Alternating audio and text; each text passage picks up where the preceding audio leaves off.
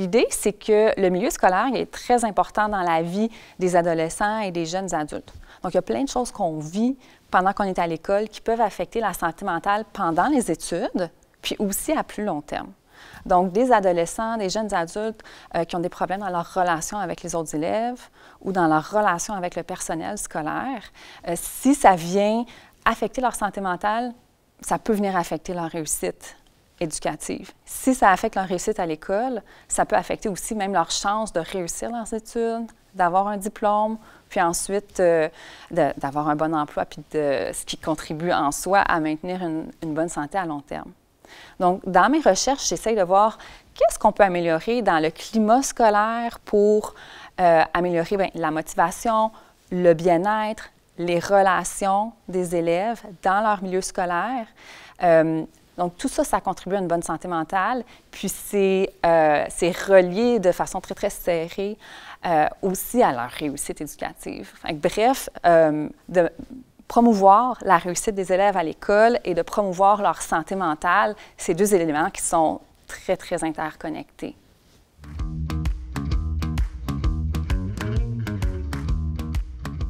J'ai eu une subvention, ça s'appelle une action concertée en collaboration avec le ministère de l'Éducation et les fonds de recherche du Québec qui vise à vérifier quel est le portrait de la santé mentale de ces élèves-là, quel est le portrait des services qui leur sont offerts pour soutenir leur santé mentale pendant qu'ils font leur formation professionnelle, puis voir si le soutien à la santé mentale les aide à réussir leur formation puis à s'épanouir par la suite comme travailleurs et travailleuses là, dans notre société.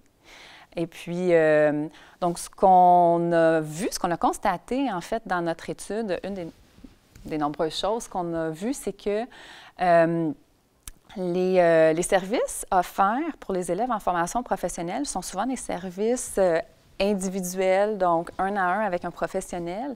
Comme on sait, les professionnels de la santé mentale, présentement, sont assez peu nombreux. C'est difficile d'en trouver dans le réseau scolaire. Alors, finalement, ça ne fournit pas nécessairement aux besoins qui est présent.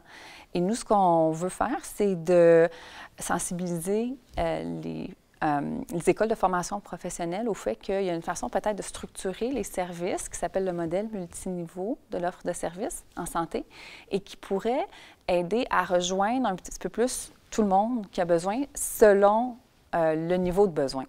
Donc, par exemple, si on fait de la promotion de la santé en général et de la santé mentale aussi, avec, par exemple, peut-être des journées de sensibilisation qui s'adressent à toute l'école.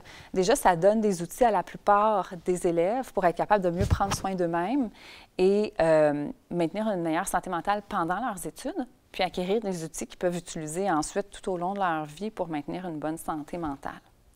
Il y a des élèves pour qui ce ne sera pas suffisant. À ce moment-là, on pourrait penser à faire des ateliers de groupe. Donc, au lieu d'avoir un professionnel ou une professionnelle avec un élève, bien là, plusieurs élèves qui ont des problématiques semblables pourraient apprendre en même temps puis pratiquer certaines habitudes. Des fois, c'est des techniques cognitives, des techniques de gestion des émotions qui peuvent être ensuite utilisées pendant leur parcours scolaire et pendant le reste de leur vie adulte. Puis, à ce moment-là, ça dégage du temps pour les professionnels de la santé mentale pour vraiment intervenir un à un avec les personnes qui ont un niveau de besoin plus élevé. Donc, on essaie de suggérer ça, de publiciser finalement que ça existe, cette façon-là de faire pour qu'il y ait plus de prévention et de promotion, puis qu'à la fin, l'ensemble des élèves soient tous mieux outillés pour prendre soin de leur santé mentale, puis ensuite réussir. On espère réussir leur formation, ce qui va leur permettre ensuite d'avoir un meilleur emploi, une meilleure qualité de vie et une meilleure santé à long terme.